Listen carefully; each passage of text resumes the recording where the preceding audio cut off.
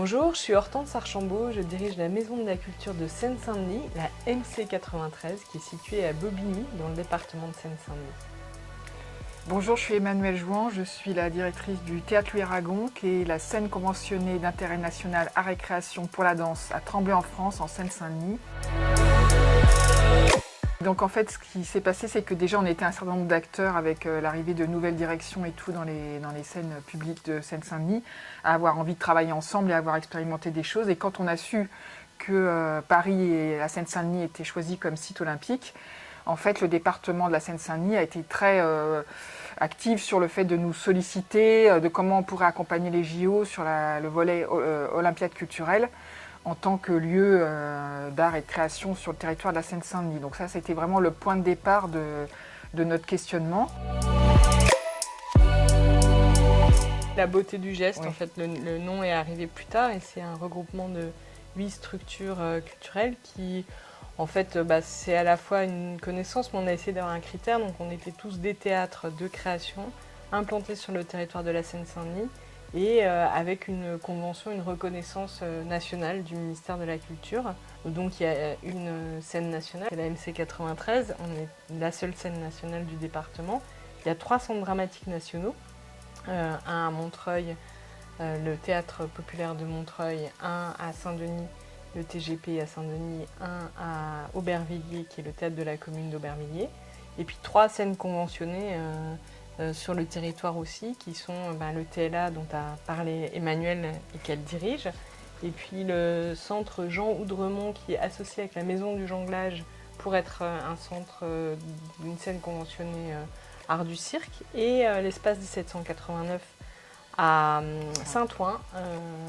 Donc voilà, on a toutes ces structures qui étaient là au départ, et nous a rejoint le Centre national de la danse, puisque cette structure nationale a souhaité aussi se rattacher à ce projet de la Seine-Saint-Denis dans son implantation à Pantin.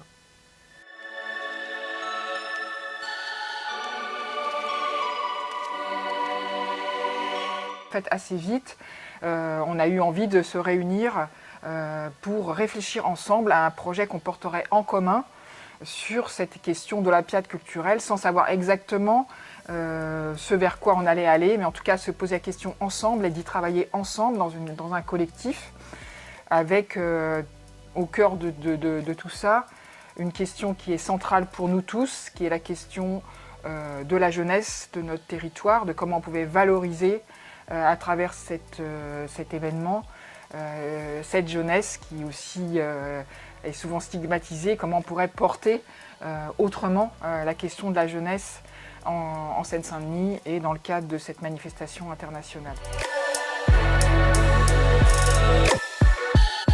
Après, la question, c'était comment on arrive à se saisir de cette question de art et sport. En tout cas, pour parler de mon expérience personnelle, au début, j'avais vraiment des résistances. Je me suis dit, mais qu'est-ce que je vais bien pouvoir faire avec cette histoire-là? Ça ne me parlait pas, ça ne me racontait rien.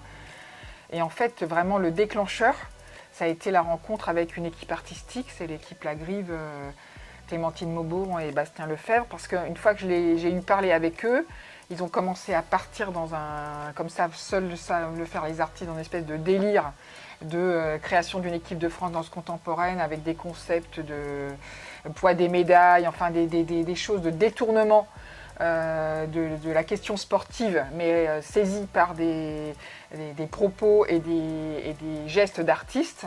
Et là, tout d'un coup, on s'est dit, ah oui, alors si c'est ça, ça va être super. Et là, on est tous partis là-dessus.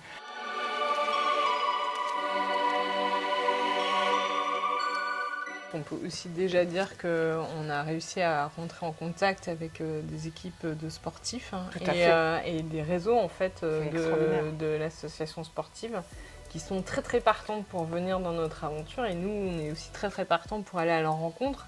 Donc finalement c'est peut-être beaucoup plus simple que ce qu'on pensait et tout à coup c'est extrêmement fort en fait la rencontre de nos milieux autour de ce projet à travers les artistes. Grâce à cette histoire-là, des choses vont perdurer. En tout cas, c'est l'objectif aussi. C'est dans l'histoire de l'héritage, il y a ça aussi, et qu'il y ait plus de pratiquants de sport qui fréquentent nos maisons ou qui ont envie de participer à des projets avec des artistes après l'Olympiade culturelle. Ça, c'est l'objectif aussi qui est sous-jacent et c'est hyper important parce que c'est quand même des milieux qui ont des représentations sur les uns et sur les autres.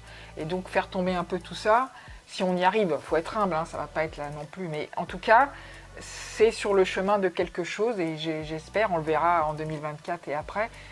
En tout cas, il y a une rencontre qui a lieu, qui n'avait pas eu lieu jusqu'à maintenant. Ça, c'est sûr et ça, c'est le fruit de cette aventure-là, c'est clair. Pour moi en tout cas.